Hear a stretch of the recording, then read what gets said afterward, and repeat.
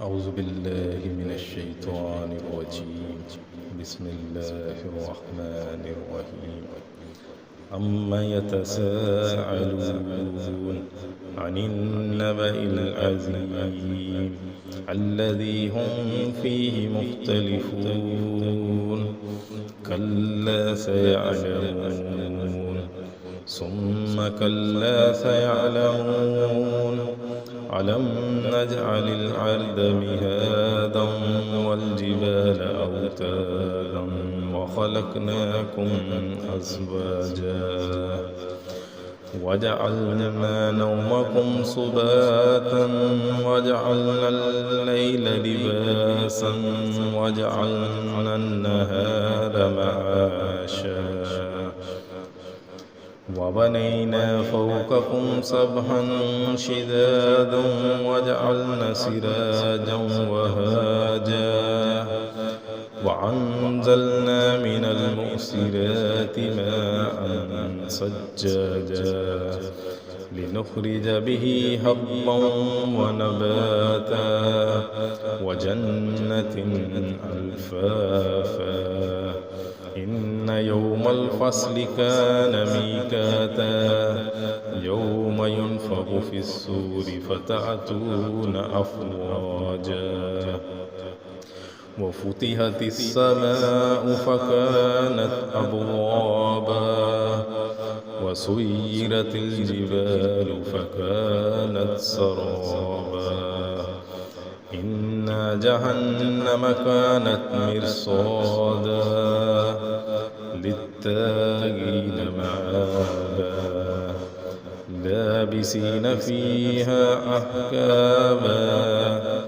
لا يذوقون فيها بردا ولا شرابا إلا حميما وغساقا جزاء وفاقا إنهم كانوا لا يرجون حسابا وكذبوا بآياتنا كذابا وكل شيء أحصيناه كتابا فذوقوا فلن نزيدكم إلا عذابا إن للمتقين مفازا حدائق وأعنابا وكواعب أترابا وكأسا دهاقا لا يسمعون فيها لغوا ولا كذابا جزاء من ربك عطاء حسابا رب السماوات والأرض وما بينهما الرحمن لا يملكون منه خطابا يوم يقوم الروح والملائكة صفا لا يتكلمون إلا من أذن له الرحمن وقال صوابا ذلك اليوم الحق فمن شاء اتخذ إلى ربه مآبا